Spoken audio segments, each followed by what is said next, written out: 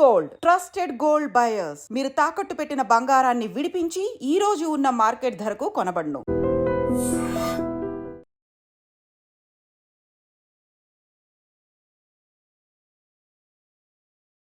Hi hello నమస్తే, welcome back to our channel. నేను మీ వైషు. హైదరాబాద్లో ఇల్లు కడుతున్న వాళ్ళకి కట్టుకున్న వాళ్ళకి మా ఇల్లు ఉంటాయా పోతాయా? హైడ్రా వచ్చిన తర్వాత ప్రతి ఒక్కరు భయపడుతూ బ్రతుకుతున్నారు.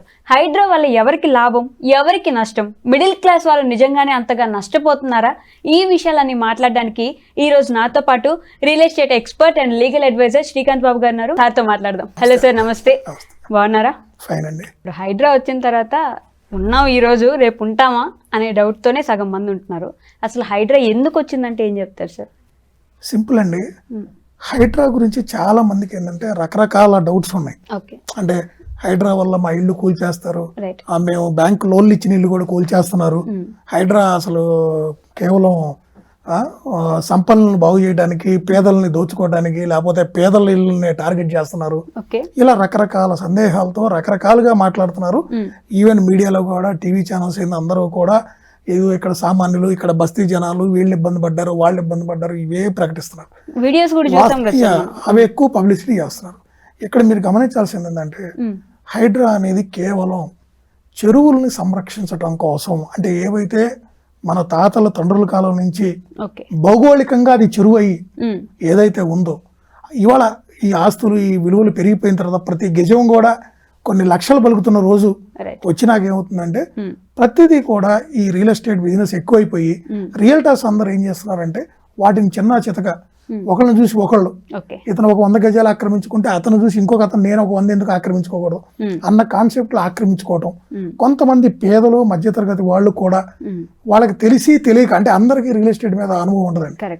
రకరకాల వాళ్ళకి ఏంటంటే ఓకే కట్టారంటే వాళ్ళకి ఏదో పర్మిషన్ ఉంది, కట్టి ఉంటారు, సో కొనుక్కోవచ్చు అన్న ఇదిలో ఏంటంటే ఒక ప్రతి సామాన్యుడికి, అది చిన్న పెద్ద మధ్యతరగత లేకపోతే ఎగువ మధ్య తరగత లేదా బాగా డబ్బు ఉన్న వాళ్ళ అని కాదు. ఇక్కడ ప్రతి ఒక్కరికి ఏంది, ఒక సొంత ఇల్లు ఉండాలి, నాకు నేను ఇక్కడ స్థిరపడిపోయాను, నా ఫ్యామిలీకి నాకు ఒక ఇల్లు, ఒక గూడు ఉండాలి అనేది ఒక కోరిక ఉంటుంది. సో దాని నిమిత్తం ఏంటంటే వీళ్ళందరూ ఏం చేస్తారు, వాళ్ళ ఉద్యోగాల నుంచి, వాళ్ళ వ్యాపారాల నుంచి వాళ్ళు సంపాదించే డబ్బుల్ని రూపాయి కూడబెట్టుకొని ఎట్లయినా వాళ్ళ ఇల్లు కొనుక్కోవాలి, లేకపోతే ఒక స్థలం కొనుక్కొని దాంట్లో ఇల్లు కట్టుకోవాలి, ఇట్లా రకరకాలు. సో ఇక్కడ ఏం జరుగుతుందంటే ఎప్పుడైతే ఈ చెరువులన్నీ కబ్జాలకు గురవుతున్నాయో, మీరు కనుక చూస్తే గత కొన్ని సంవత్సరాలుగా మనకి భారీ వర్షాలు పడినప్పుడు ఏమవుతుంది, కొన్ని పెద్ద పెద్ద విల్లాలు, అంటే 5 కోట్లు 6 కోట్లు 10 కోట్ల రూపాయలకు అమ్మిన విల్లాలు, అది మణికొండ కానివ్వండి, రకరకాల ఏరియాల్లో కూడా మునిగిపోయింది వాటర్ వచ్చి. ఎందుకు వచ్చినాయి ఈ వాటర్ ఆ విల్లాల్లోకి? కారణం ఏంటి? ఎవరు చేసిన పాపం అది? దానికి ఎవరు బాధ్యత వహిస్తారు? దీనికి ఆన్సర్ ఏ ఒక్కళ్ళ దగ్గర లేదు. ఇలాంటి ఎన్నో జరిగి ఎంతో మంది ఇబ్బంది పడి కొన్ని 100 కార్లు కూడా నీట మునిగి, ఇళ్ళు మునిగి, కొంతమంది ఒక 2-3 సాఫ్ట్వేర్ ఇంజనీర్లు కూడా మ్యాన్ హోల్స్ లో పడి చనిపోయి, వరదలు వచ్చి ఆ వాటర్ హెవీ ఫ్లో, అంటే ఈవెన్ ఆ మ్యాన్ హోల్ లో ఎంతైతే కెపాసిటీ ఆఫ్ వాటర్ పారగలదో దానికి స్థాయికి మించి ఓవర్ ఫ్లడ్ వచ్చినప్పుడు ఇలాంటి విపత్తులు జరిగినాయి అనమాట. వీటన్ని దృష్టిలో పెట్టుకొని ప్రభుత్వం ఏంది, ప్రజలకు మంచి చేయటానికి ఉంటుంది. ఏ ప్రభుత్వం అయినా సరే వాళ్ళు 10 రూపాయలు తిన్నా కూడా ప్రజలకు అంతిమంగా ఏంటంటే వాళ్ళు మంచి చేస్తేనే వాళ్ళకు ప్రజలు మరోసారి అవకాశం ఇస్తారు. ఎందుకు లేదు సార్ అంటే ఈ హైడ్రా అనేది ఇప్పుడే ఎందుకు అంత హైలైట్ అవుతుంది, ఇప్పుడే ఎందుకు ఇన్ని జరుగుతుంది? ఎందుకంటే మీరు గత కొన్నేళ్లుగా చూస్తే అతి భారీ వర్షాలు వచ్చినాయి. హైదరాబాదు నగరం మీరు చుట్టుపక్కల చూస్తే లాస్ట్ కొన్నేళ్లలో, అంటే లాస్ట్ 10 సంవత్సరాలు కనుక మీరు తీసుకుంటే చిన్న చితక పెద్ద చెరువులు ఎన్నో కబ్జాకు గురైపోయింది. అసలు ఒకప్పుడు మన పెద్దలు చెప్తా ఉంటారు, హైదరాబాద్ చుట్టుపక్కల కనీసం 2500 3000 చెరువులు ఉన్నాయి అంటారు. ఈ రోజు మనకు కనపడుతున్నాయి అవి కనీసం 100 కనపడుతున్నాయా, 200 కనపడుతున్నాయా? లేవు. ఎందుకు లేవు అంటే ఇదే పరిస్థితి. ఇక్కడ మీరు గమనించాల్సింది ఒక్కటే, లేటుగా అయినా సరే ఒక డెసిషన్ తీసుకుంది ప్రభుత్వం, ఒక పరిరక్షించడానికి ఒక డెసిషన్ తీసుకొచ్చింది. ఆ చెరువులకు మళ్ళీ పునర్జీవం ఇస్తానంటున్నారు. ఇప్పుడు ముందు ఆ కబ్జా కోరల్లోకి వెళ్ళిపోయినటువంటి చెరువులన్నింటినీ కూడా ప్రభుత్వం ఏం చేస్తుంది, వాటిని బౌండరీస్ నిర్ధారించి వాటికి ఫెన్సింగ్ చేసి అక్కడ ఉన్న అక్రమ నిర్మాణాలు, అది ఎవరు అయినా సరే, ఎవరు కట్టుకున్నా, పెద్ద పెద్ద ఎమ్మెల్యేలు, మినిస్టర్లు వాళ్ళే కూడా కోలుకొట్టారు. మీరు చూస్తే వాళ్ళు షెడ్లు వేసుకొని వాళ్ళు కబ్జా చేసి గోళ్ళ గట్టిని కూడా కోలుకొట్టారు. సామాన్యుడే కదా, అందరికీ న్యాయం చేస్తున్నారు. ఇక్కడ సామాన్యుడు నేను నష్టపోయినన్న ప్రతి ఒక్కళ్ళు గుర్తుపెట్టుకోవాల్సింది ఒకటే, సామాన్యులు 10 మంది నష్టపోతే అది కూడా ఒక విధంగా వాళ్ళు తెలిసి తెలియక చేసిన తప్పు వల్లే. ఎందుకంటే అది ఒక ఆక్రమణకు గురైన చెరువుకు సంబంధించిన భూమిలో కట్టిన అపార్ట్మెంట్ ఇల్లు మీరు కొనుక్కున్నారు, మీరు మోసపోయారు కాదంట్లా. కానీ ఇక్కడ మీరు గమనించాల్సింది ఒకటి, మీరు 10 మంది మోసపోతున్నారు. కానీ ఆ చెరువు గనక పునర్జీవం గనక రేపు ప్రభుత్వం చేయగలిగి ఆ చెరువును రేపు సత్యశ్యామలంగా దాని నిండా నీళ్లు నింపితే గనక ఆ చుట్టుపక్కల ఒక 4 నుంచి 5 కిలోమీటర్ల పరిధిలో అండర్ గ్రౌండ్ వాటర్ ఎంత పెరుగుతుందండి. ఈరోజు సమ్మర్ వచ్చింది ఇప్పుడు హైదరాబాద్లో, ఎన్ని అపార్ట్మెంట్లు ఎన్ని ఇండిపెండెంట్ హౌస్ల్లో వాటర్ లేకుండా రోజు వాటర్ ట్యాంకర్లు కొనుక్కుంటున్నారు. వాళ్ళకి సరిపోట్లా, ఇంకా వాటర్ సప్లై మాకు బాగా జరగట్లేదని రోజు జిహెచ్ఎంసీకి ఎంతమంది ఫోన్ చేసి కంప్లైంట్ ఇస్తున్నారు. దీనికి కారణం ఏంటి? వాటర్ ఎందుకు ఉన్నట్లు అండర్ గ్రౌండ్ లో? ఎందుకంటే మనం ఒక ఏరియాలో మనం 1 కిలోమీటర్ పరిధిలో మనం ఒక 50,000 మంది ఉండటానికి ఈ నివాసం అనుకూలం అయితే ఈ రోజు మనం ఎంతమంది ఉంటాం? 5 లక్షల నుంచి 10 లక్షల మంది ఉంటాం. రెండోది, మన చుట్టూ ఉన్న ఒక 2-3 చెరువులను కూడా మనం కబ్జా చేసి అక్కడ మనం కాంప్లెక్స్లు కట్టుకుంటున్నాం, ఇల్లు కట్టుకుంటున్నాం, విల్లాలు కడుతున్నాం, అపార్ట్మెంట్లు కడుతున్నాం. మన కళ్ళ ముందే జరుగుతుంది. మన కళ్ళ ముందు జరుగుతున్నప్పుడు ఒక పౌరులుగా మన దేశం బాగుండాలి, మన రాష్ట్రం బాగుండాలి అనుకునే ఒక పౌరులుగా మనం కూడా కంప్లైంట్ ఇస్తున్నాం. ఎవరో పట్టించుకోవట్లేదు. ఇంకా మనం వాటిని ఒక విధంగా ఎంకరేజ్ చేస్తున్నాం. ఇప్పుడు ఎవరో అప్రూవల్ లేని కట్టుతున్నాడు, దానికి కొన్నిటికి లోన్లు కూడా రావు. వాటికి లోన్ రాకపోయినా కూడా తెలిసి కూడా లోన్ వచ్చేది 60 లక్షలు అమ్ముతున్నారు, ఇది లోన్ రాదు కాబట్టి 40 లక్షలకి అమ్ముతున్నారు, తక్కువకి వస్తుందని ఆశపడి. ఎప్పుడైనా గుర్తుపెట్టండి, ఒకళ్ళు మనల్ని మోసం చేయాలంటే మనకు ఒక ఆశ కల్పిస్తారు. ఇక్కడ ఒక సామాన్యుడికి మధ్యతరగతి వాళ్ళని వాళ్ళు ఒక ఎరేస్తున్నారు, తక్కువ అనేదాన్ని క్యాష్ చేసుకుంటున్నారు. ఇక్కడ వాళ్ళని టార్గెట్ చేసి ఈ కబ్జా చేసినటువంటి వాటిలో కట్టేసి వాటిని మీకు అమ్మేసి వాళ్ళ దగ్గర నుంచి ఆ డబ్బు తీసుకొని వీళ్ళు అక్కడి నుంచి వెళ్ళిపోతున్నారు. సో అంతిమంగా అది ప్రాబ్లం వచ్చిన రోజు ఈ రోజు కాదండి, ఇంకో 10 సంవత్సరాల తర్వాత ఒక సమస్య వచ్చింది. ఎవరు బాధ్యులు? ఈ రోజు పెద్ద భారీ వర్షాలు వచ్చినప్పుడు అపార్ట్మెంట్లు మునగట్లేదా? ఆ ఇల్లు మునగట్లేదా? ప్రగతి నగర్, నిజాంపేట ఎన్ని చూస్తున్నాం మనం. ఇవన్నీ ఎందుకు మునుగుతున్నాయి? వాళ్ళ అపార్ట్మెంట్లో మీరు గమనిస్తే ప్రతి అపార్ట్మెంట్లో వర్షాకాలం నీళ్ళు వస్తే తోడటానికి మోటార్లు కూడా కొనిపెట్టి పీకించుకొనిట్టుకున్నారు. ఎందుకు అంత దౌర్భాగ్య పరిస్థితులు ఎందుకుంటున్నాం? మనమే పాడు చేసుకుంటున్నాం అండి. మన చుట్టూ ఉన్న ప్రకృతిని మనం కాపాడుకోవాల్సింది పోయి మనకు స్వచ్ఛమైన గాలి, వెలుతురు, నీరు అనేది ఎంత ఇంపార్టెంటో మనకు తెలిసి కూడా వాటిని మనమే పాడు చేసుకుంటున్నాం. ఈ రోజు ఈ వర్షపు నీటిని మనం రక్షించుకుంటేనే రేపు సమ్మర్లో మనకి వాటర్ ఉపయోగపడుతుంది. మనకు అండర్ గ్రౌండ్ వాటర్ పెరుగుతుంది, మన నిత్యావసరాలకి, మన కాలకృత్యాలకి అన్నిటికీ నీళ్ళే కావాలి. కానీ ఇవాళ మనం ఏం చేస్తున్నాం? ఆ వర్షపు నీళ్ళు మొత్తం ఆ చెరువుల్లోకి వెళ్లకుండా, ఆ చెరువులు ఇంకకుండా చేసి అవి ఎంత డ్రైనేజ్ పాలు చేసి ఆ డ్రైనేజ్ కూడా ఓవర్ఫ్లో అయిపోయి అవి కూడా మళ్ళీ ఆ చెత్త చెదారం నీళ్ళు కూడా మన ఇళ్లలోకి వచ్చి రకరకాల రోగాలు వచ్చి మనం చేసుకుంటున్నాయి. హ్యూమన్ మేడ్ మిస్టేక్స్ అండి ఇవన్నీ.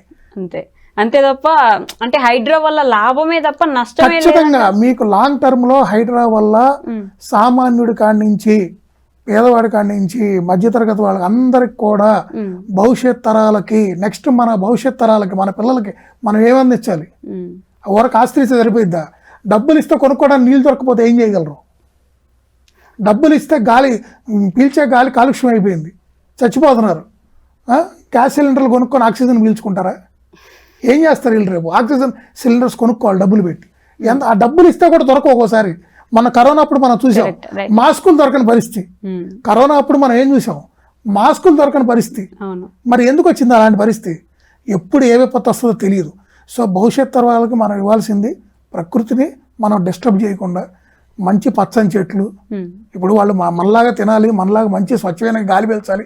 మంచి చెట్లు ఉంటేనే కదా కార్బన్ డైఆక్సైడ్ తీసి మనం వదిలిన కార్బన్ డైఆక్సైడ్ తీసుకొని మనకు ఆక్సిజన్ ఇచ్చేది. ఇవన్నీ ఎలా జరుగుతాయి? ఈ వీటిని మనం అన్ని చెట్లన్నీ తీసేసి చెరువుల్లో నిండకుండా చెరువులను కూడా బూర్చి అక్కడ అసలు చెరువు ఉండేదని ఎప్పుడో తాతలు చెప్పారు ఇక్కడ చెరువు ఉంది, ఈ రోజు చూస్తే అక్కడ 10 అపార్ట్మెంట్లు ఉన్నాయి అంటున్నారు. ఏంటది? ఇప్పుడు నిన్న పేపర్లో న్యూస్లో కూడా వచ్చింది, మీరు చూసే ఉంటారు. నార్సింగ్ పరిసరాల్లో 4 సంవత్సరాల క్రితం ఉన్న చెరువు ఈ రోజు లేదు, మాయమైపోయింది, విల్లాలు వచ్చేసి. మరి ఎందుకు సార్ అంటే ఇంత కబ్జాలు చేసి మరి అపార్ట్మెంట్ లో ఇల్లులో కట్టాల్సినంత రేట్లు పెరిగిపోయినాయి అమ్మా. వ్యాపారం అమ్మా, అనతి కాలంలో ఎక్కువ సంపాదించుకోవాలి. అది జనాలు కూడా ఏంది, ఈ ఏరియాలో బాగుంది, ఇది దగ్గరగా ఉంది, ఇది మన ఆఫీసు దగ్గరగా ఉంది, లేకపోతే మా బిజినెస్కి దగ్గరగా ఉంది, మా షాపుకి దగ్గరగా ఉంది, ఇది దగ్గర, ఇక్కడ మెట్రో ఉంది, ఇక్కడ ఇది ఉందని చెప్పి జనాలు కూడా ఒకే ఏరియా మీద పడిపోవటం, అక్కడ రేట్లు అడ్డగోలుగా పెరిగిపోవటం, ఆ పెరిగినప్పుడు నాకు తక్కువలో కావాలనుకోవటం, ఈ రియల్టర్స్ చేతుల్లో ఇలా కబ్జాలకు గురైన వాటిల్లో ఈ చెరువులకు సంబంధించినవి, గవర్నమెంట్ ల్యాండ్స్ కూడా కబ్జా చేసి కట్టేసి అసలు ఏ లెవెల్కి వెళ్ళిపోయిందంటే అంత ఆ లెవెల్కి వెళ్ళిపోయింది. అంటే హైదరాబాద్లో రియల్ ఎస్టేట్ పెరగడం అనేది మోసాలకి ఉన్న ప్రకృతిని వాళ్ళు వినాశనం చేసేస్తున్నారు. ఈ చెరువులు ముఖ్యంగా అసలు ఎన్ని చెరువులు కబ్జా గురి అయిపోయినాయి. ఈరోజు హైదరాబాద్లో చూస్తే అనునిత్యం ప్రతి రోడ్లో వాటర్ ట్యాంకర్లు, సమ్మర్ వస్తే వాటర్ ట్యాంకర్లు నీళ్ళు లేని పరిస్థితి. ఇంకా భవిష్యత్తులో ఇంకెన్ని ఇబ్బందులు ఉంటాయి నెక్స్ట్. సో ఖచ్చితంగా ఉన్న వనరులను మనం కాపాడుకోవాలి, అది మన బాధ్యత, పౌరులుగా మన బాధ్యత. మనకు దేవుడు ఇచ్చిన ఈ వనరులను మనం కాపాడుకొని మన నెక్స్ట్ జనరేషన్ వాళ్ళకి ఇవ్వాలి మనం. ఓకే, కానీ ఇప్పుడు ఆల్ ఆఫ్ ది సడన్ మన ఇల్లు, మనం కట్టుకున్న ఇల్లు, 10-15 సంవత్సరాల నుంచి మనం ఉంటున్న ఇల్లు, రేపటి రోజున ఈ ఇల్లు లేదు, రోడ్డున పడిపోయాం అని ఏడ్చే వాళ్ళకి, అంటే ఎంత కబ్జా చేస్తున్న వాళ్ళకి తెలియదు కదా, ఎవరో కబ్జా చేశారు, వాళ్ళకి అమ్మేశారు, వాళ్ళు కనుక్కున్నారు, కట్టుకున్నారు, వాళ్ళ పరిస్థితి ఏంటి? మీకు ఇక్కడ ఈ విషయంలో నేను ఒక చిన్న పాయింట్ చెప్తాను. మీరు అన్నది కరెక్టే, లాంగ్ టర్మ్ నుంచి వాళ్ళు కొనుక్కున్నారు, నివాసం ఉంటున్నారు, వాళ్ళకి ఈ తప్పుల గురించి తెలియదు, ఇవన్నీ మీరు చెప్పారు. నేను ఇక్కడ మీకు ఒక విషయం చెప్పాలనుకున్నా. 80% పబ్లిక్ ఎవరైతే వాళ్ళు నష్టపోతున్నారో వాళ్ళందరికీ తెలుసు అది చెరువు, లేకపోతే అది కబ్జాకి లోన్ అయిన భూమి, దాంట్లో కట్టిన అపార్ట్మెంట్లో ఇల్లు నేను కొనుక్కున్నాను, నాకు రూపాయికి తక్కువకి వచ్చింది, ఇవన్నీ తెలిసి జరిగినాయి. తెలియక మోసపోయింది ఓన్లీ 20%. కానీ ఇక్కడ మనం ఒకటి గమనించాలమ్మా, 20% మంది ఇబ్బంది పడి 80% మందికి బాగుండాలా, 20% మంది గురించి ఆలోచించి మొత్తం 100% మంది ఇబ్బంది పడాలా? రేపు వర్షాలు వచ్చినప్పుడు 20% మంది కూడా ఇబ్బంది పడుతున్నారు. వాళ్ళేమి సుఖంగా ఉండట్లేదు, వాళ్ళు కూల్చేశారని బాధపడుతున్నారు కదా. కానీ రేపు అనుకోని వర్షాలు, భారీ వర్షాలు వస్తాయి, ఈ 20% పరిస్థితి ఏంటి? మళ్ళీ తిరిగి ప్రభుత్వాన్ని ప్రశ్నిస్తున్నారు, మీరెట్ట పర్మిషన్లు ఇచ్చారు, పర్మిషన్లు ఇచ్చారా లేదా, వాటికి పర్మిషన్ ఉందా లేదా, సక్రమంగా చూసుకునే వాళ్ళు ఉన్నారా? కొనేసుకుంటున్నారు. వాటికి లోన్లు రావని తెలిసి కూడా కొనుక్కుంటున్నారు. ఒక చిన్న ఉదాహరణ మీకు, మణికొండ అది పంచాయతీగా ఉంది, ప్రగతి నగర్ పంచాయతీగా ఉంది, నిజాంపేట పంచాయతీగా ఉంది. ఆ రోజుల్లో అక్కడ 4 ఫ్లోర్లు పర్మిషన్, 5 ఫ్లోర్లు 6 ఫ్లోర్లు కట్టారు. 4 ఫ్లోర్ పర్మిషన్ ప్రతి ఒక్కడికి తెలుసు.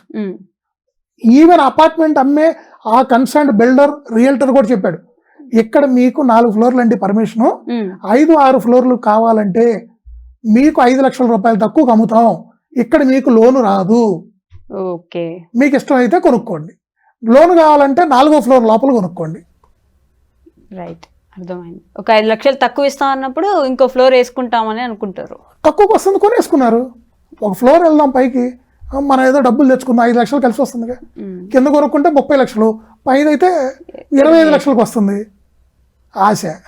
ఓకే, సో ఇప్పుడు ఈ హైడ్రా వల్ల రియల్ ఎస్టేట్ మార్కెట్ పడిపోయింది, ఇంకా అసలు కొనరు, ఎక్కడున్నాయో ఎవరికి తెలియదు, కబ్జా ల్యాండ్లో అమ్మేయచ్చేమో, ఇలాంటి డౌట్లు కూడా వస్తాయి కదా సార్. నిజంగానే రియల్ ఎస్టేట్ మార్కెట్ పడిపోయిందా? ఇక్కడ ఒక చిన్న విషయం అమ్మా, రియల్ ఎస్టేట్ మార్కెట్కి హైడ్రాకి సంబంధం ఉందా అంటే డెఫినెట్గా నేను ఒకటి చెప్తాను. హైదరాబాద్లో ఈ రోజు ఎలా ఉంటుందంటే, అదిగో అక్కడ ట్రంప్ వస్తున్నాడు, అక్కడ టవర్స్ కడుతున్నాడు అనగానే అమాంతంగా రేపు అక్కడి నుంచి ఆ చుట్టుపక్కల బిల్డర్స్ అందరూ 1000 రూపాయలు గజానికి, అదే స్క్వేర్ ఫీట్కి 1000 చొప్పున పెంచి అమ్మేస్తున్నారు.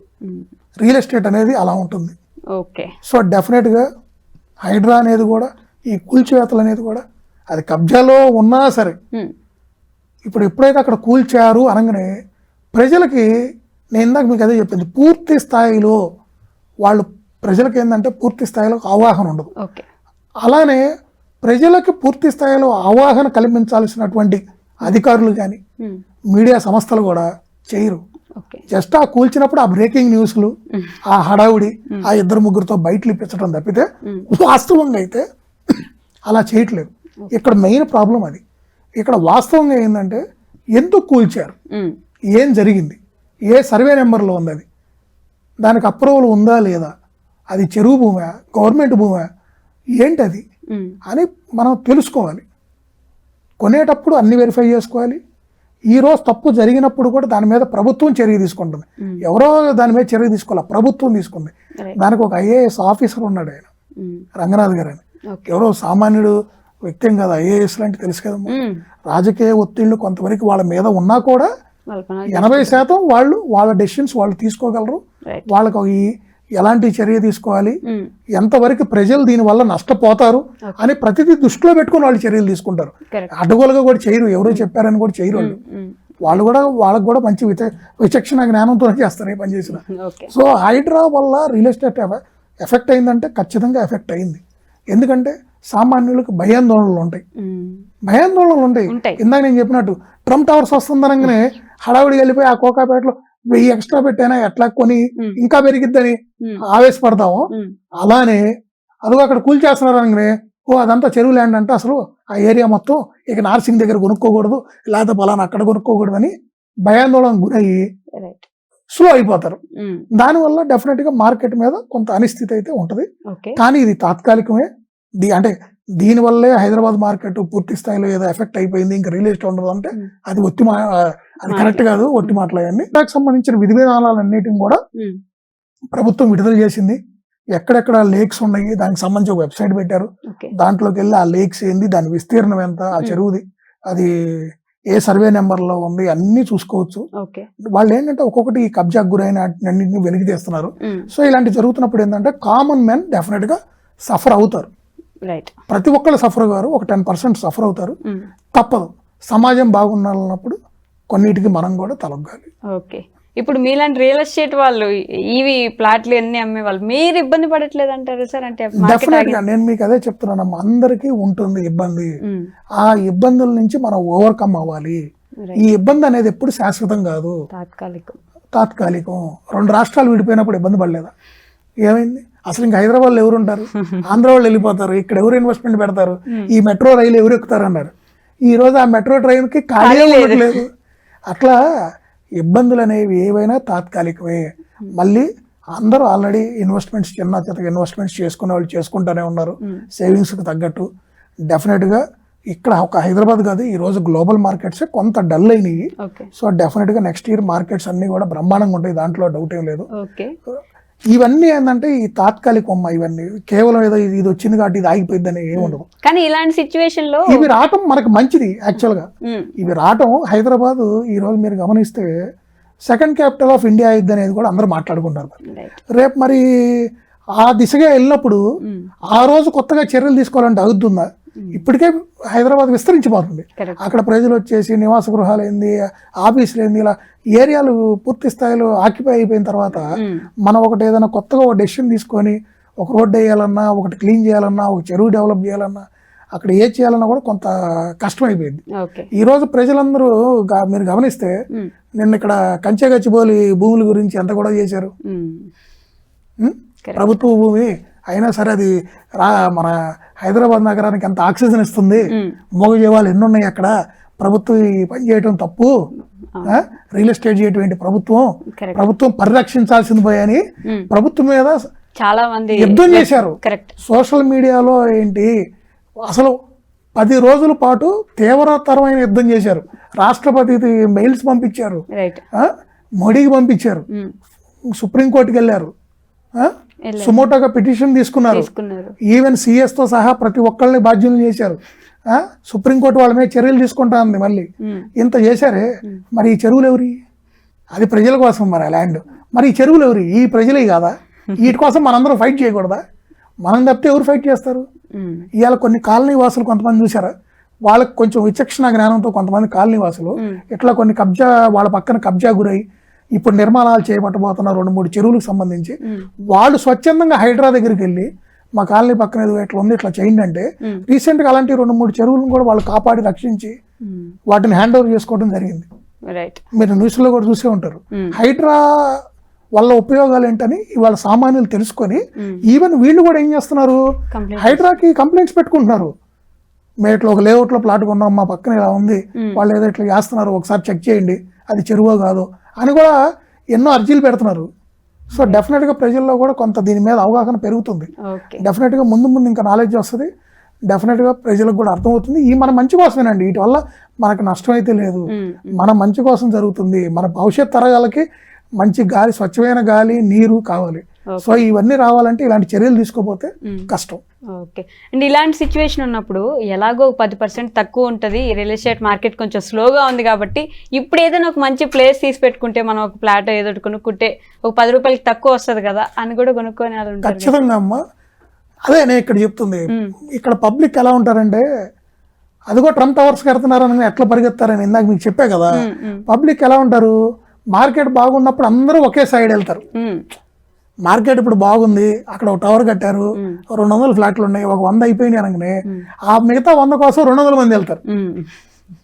మార్కెట్ ఇప్పుడు కొంచెం స్లోగా ఉంది, ఇప్పుడు వెళ్తే మనకు 10 రూపాయలు తగ్గించి కూడా ఇస్తారు అన్నప్పుడు స్లోగా ఉంది కదా ఇంకా తగ్గిద్దేమో, 10 కాదు ఇంకా 30 తగ్గిద్దేమో, 50 తగ్గిద్దేమో, ఇంకొంచెం ఆగుదామేమో, మార్కెట్ పడిపోతుందేమో, అసలు ఇప్పుడు కొనకూడదేమో, మన డబ్బులు ఇరుక్కుపోతాయేమో, ఇలాంటి భయాలు దానిలో గురవుతారు. మన పబ్లిక్లో ఉన్న మెయిన్ ప్రాబ్లమే అది. నేను అదే చెప్తుంది, ఇది రైట్ టైం. నిజంగా డబ్బులుండి కొనుక్కోవాలి ఒక ఇల్లు ఒక స్థలము అనుకున్న వాళ్ళకి this is the right time. ఈ రోజు మీరు ఇందాక తక్కువకి వస్తుందని చెప్పి ఎక్కడో అప్రూవల్స్ లేని కబ్జాకు గురైన వాటిలో మీరు ఎలా కొనుక్కున్నారో మీకు అక్కడ తక్కువకి వస్తుందని, ఈ రోజు మార్కెట్ స్లోగా ఉండటం వల్ల మీకు ఆ 10 రూపాయలు అక్కడే తక్కువకి వస్తుంది. మంచి అప్రూవ్డ్ దాంట్లో అన్నీ కరెక్ట్గా ఉన్నవి వాటిల్లో ఈ రోజు మార్కెట్ స్లోగా ఉండటం వల్ల మీకు తక్కువగా వస్తుంది. సో డబ్బులుండి కొనుక్కోవాలనుకున్న వాళ్ళు 100% ఈ రోజు కొనుక్కోవడం చాలా మంచిది. రియల్ ఎస్టేట్లో పెరుగుతున్నప్పుడు వెళ్తే డిమాండ్ ఉంటుంది, సో ఎవరు రూపాయి తక్కువకి ఎవరు, అప్పుడు తక్కువ కావాలనేమో ఎక్కడో కబ్జాలు చేసినాయి, గవర్నమెంట్ ల్యాండ్స్ లో కట్టినాయి, చెరువుల్లో కట్టినట్లు కొనుక్కుంటారు. ఇప్పుడు తక్కువ ఇస్తామంటే ఇంకా తగ్గిద్దిలే అని వెయిట్ చేస్తున్నారు. సింపుల్, అది హ్యూమన్ నేచర్ అండి, అంతేగా. Okay sir, thank you. నిజంగా ప్రస్తుతం ఉన్నటువంటి సమాజం దేనికి ప్రయారిటీ ఇస్తుంది? ఆర్థిక సంబంధాల చుట్టూ మాత్రమే తిరుగుతుంది. మళ్ళీ ఎన్నికలంగానే చాలా విరక్తి కలుగుతాను. మంచి అనిపిస్తుంది కదా, లేడీస్ కూడా ఛాలెంజింగ్ జాబ్స్ చేసినప్పుడు చాలా బాగుంటది. ట్రాఫిక్ అసిస్టెంట్స్ గా నియమించిన ట్రాన్స్జెండర్స్ అందరితో సాల్యూట్ చేయించుకుంటున్నారు. ఫుడ్ డెలివరీ ఇవ్వటానికి వెళ్ళినటువంటి డెలివరీ బాయ్ అనిల్ పై కళ్ళ ముందు